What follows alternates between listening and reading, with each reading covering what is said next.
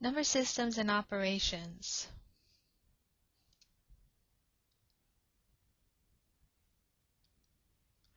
First of all, the decimal number system. The decimal numbering system has 10 digits, 0 through 9. The decimal numbering system has a base of 10, with each position weighted by a factor of 10. So when we have a number, we're basically talking about 10 to the 0 position, 10 to the 1, 10 to the 2, or the 1 position, 10 position, hundreds, thousands, 10,000s. This is the 0.1 or 10 to the minus 1, 10 to the minus 2, which is 100th, 1/1000th, etc. So if you have the number 14.2, you're actually saying that this is 1 times 10 to the first plus 1 times 10 to the 0 plus 2 times 10 to the minus 1. The binary number system is a number system that has 2 digits, 0 and 1, and it has a base of 2. So each bit or position is 2 to that power. So notice that this is 2 to the 0, 2 to the 1, 2 to the second. The weights or the positions all stay the same. It's just the base that has changed between the decimal system and the binary system. So this is 2 to the minus 1, 2 to the minus 2.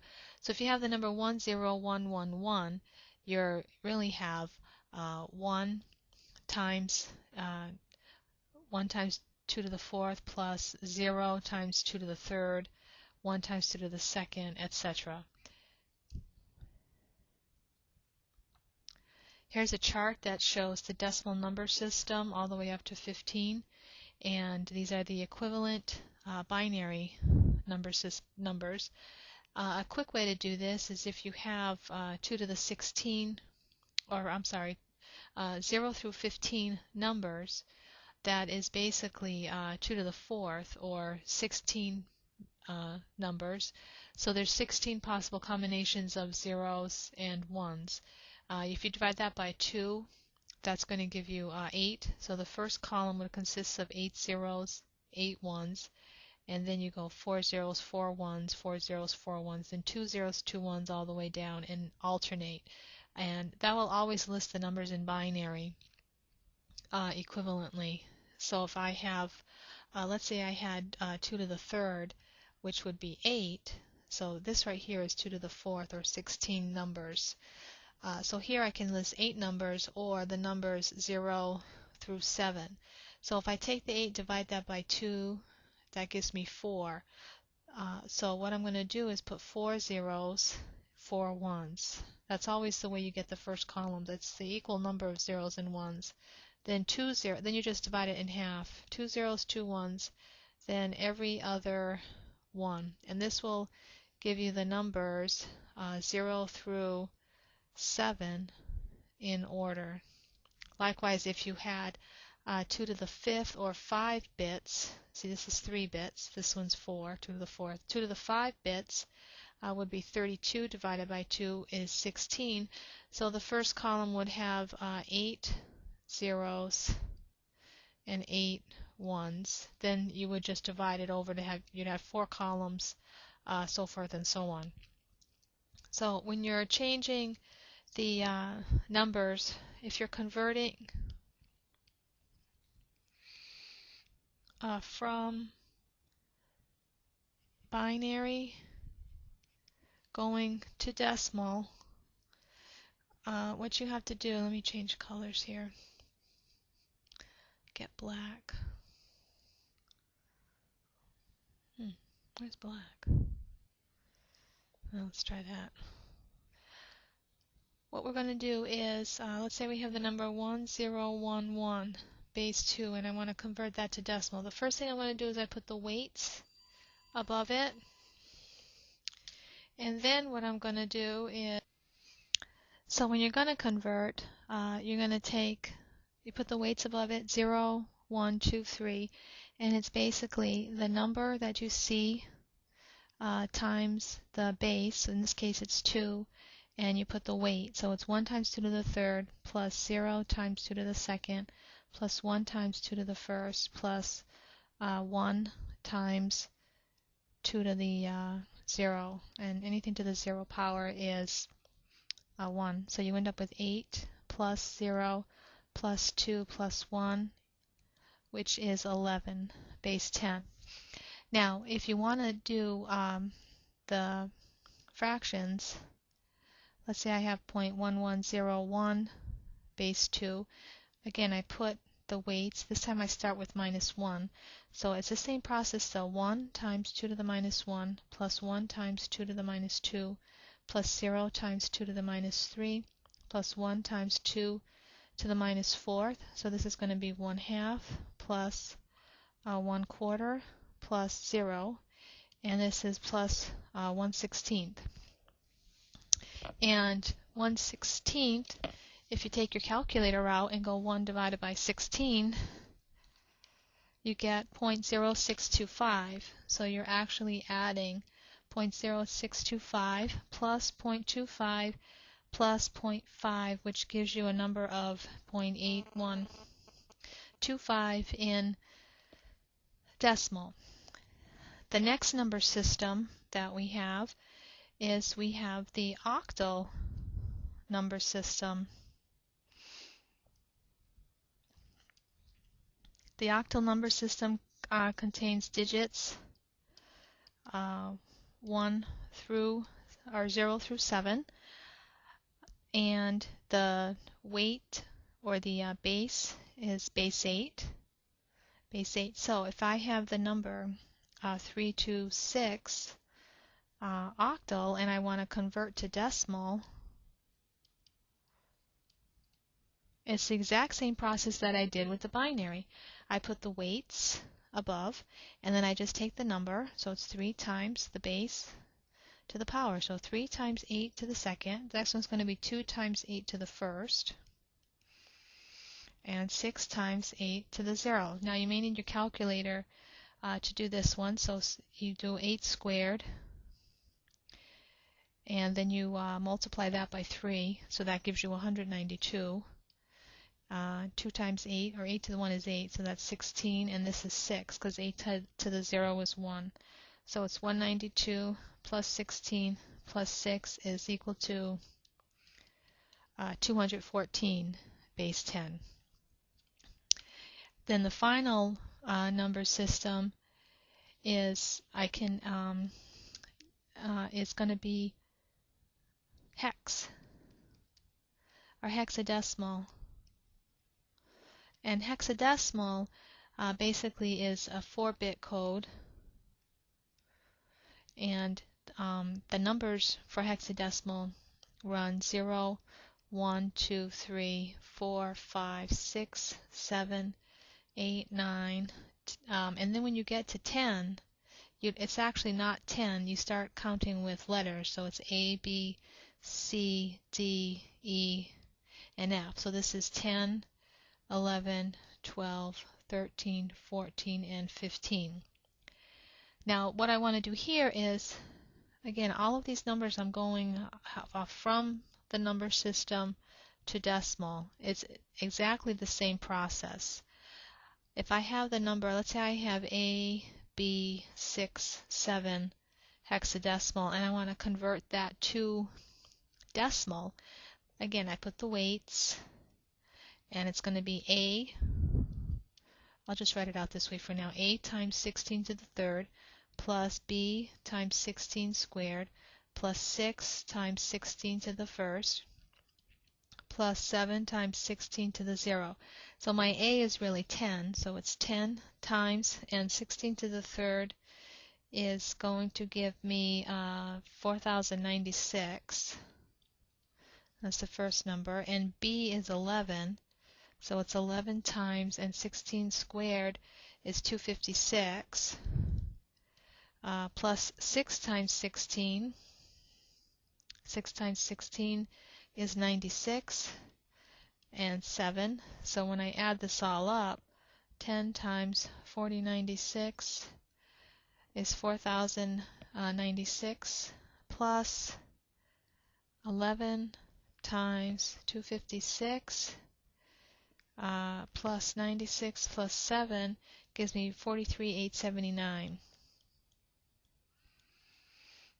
Base 10. So no matter which decimal or number system I'm looking at, again just to review, binary, I put the weights, multiply the number of the base to the weight, add them up. When I go to octal, again there's the number system, base 8, here's the octal number, put the weights, so I go 3 times 8 to the second and add that all up. And finally hexadecimal, same exact process, and add them up. Finally, what I want to do next is go the opposite way, go from the number system from the decimal to the number system. So again, this is from decimal to binary. And this is basically the same process as well. Let's say I have the number, let's pick something easy so it won't be too long, 23 base 10, and I want to convert that to a binary number. It's called division by 2 method. And I'm dividing by 2 because I'm going to the binary. So I go 2 into 23, goes 11 times, which is 22. I have a remainder of 1. Now the first remainder that comes out is the least significant bit. Then I take the 11 and I go 2 into 11. That goes 5 times. Here I got another 1. Then I go 2 into 5 goes twice, which is a 4. That gives me another remainder of 1. And I keep going. 2 into 2 goes once. And you'd think you'd be done now. You have a remainder of 0. However, you have to wait till that number is 0. So 2 into 1 goes 0 times. And basically I end up with a 1 remainder. So I start at the bottom and go to the top. So my answer is 10111 base 2 when I'm converting from decimal to binary. Now I have the same process of when I go from decimal to octal. Let's say I have, again, the number 23. So this is going to be divided by 8. So I go 8 into 23, goes 2 times. So that's 16 with a remainder of 7. So that's my first, or my last number, I should say. That's the least significant bit. Then you go 8 into 2. That does not go. So you're left with a remainder of 2. So the answer here is 27 base 8. Now let's try the same thing with hexadecimal. So I want to convert from decimal to hex. Again, let's use the same number 23. This time I'm going to divide by 16. So this 16 into 23 only goes once. So 23 minus 16 gives me 7. And the 7 is the least significant bit. Then I go 16 into 1. That goes none. And 0 times 16 is 0, so I end up with a 1 remainder.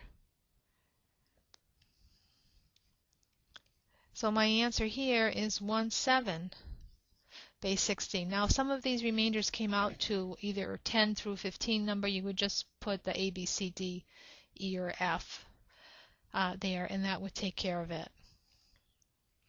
So that's how you go from the number systems, from the number system to decimal, and then you go from decimal to the number systems. Finally, there's a special case where what I can do now is go from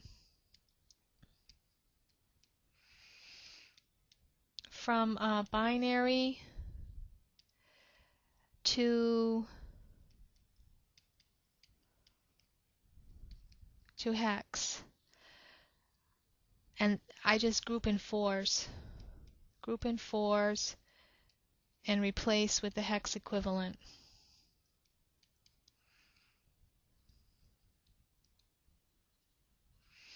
So for instance, I'll just make up a huge number here. Alright, let's say I have this number in binary and I want to convert that to hex. I start at the beginning to the rightmost side. I group in 4s. 1, 2, 3, 4. Hopefully I didn't pick all the same. I did. 1, 2, 3, 4. Now this one is missing some, so I just add some zeros. So this would be 1. This right here is 1, 0, 1, 1, which is 11. That's a B. 1, 0, 1, 1, that's a B. And sorry about that. 1, 0, 1, 1, that's a B. And that would come out to be 2B, 3 B's, no. 1 B, B, B, B, base 16. Now if I want to go from binary to octal, I just group in 3s. So if I took this same number and grouped it in terms of 3, let me change the ink. So I would go, that's 3, that's 3, that's 3, that's 3, and again I have 1 left over, so I would end up with 0. This is 101, that's a 5. 110, 6. 111 is a 7. 011 is a 3. So that same number in octal, oh, that's not a 0, that's a 1, sorry about that, would be 1, 5, 6, 7, 3, base 8. That's how you convert from binary to hex. And then if you are going from the other way around, from hex to binary, you just replace with 4 bits. So if I have, let's say I have this, FACE base 16. So F is a 15, so that would be 4 1s.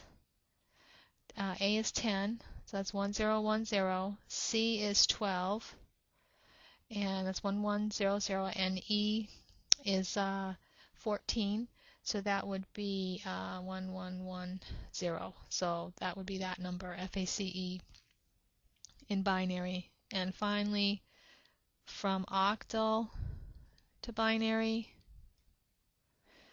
I just group in 3s. So let's say I have the, hold on, replace with the 3 bits. Replace with equivalent 3 bits. So if I have the number 3, 6, 7, base 8, I have 0, 1, 1 for 3. 6 is 1, 1, 0, and 7 is 1, 1, 1. Of course, it helps if you have the numbers memorized, which is something you should really have memorized. You should have memorized the 4-bit combinations from 0 through 15, and you should have memorized the 3-bit combination 0 through 7. So you should be able to count in binary from memory.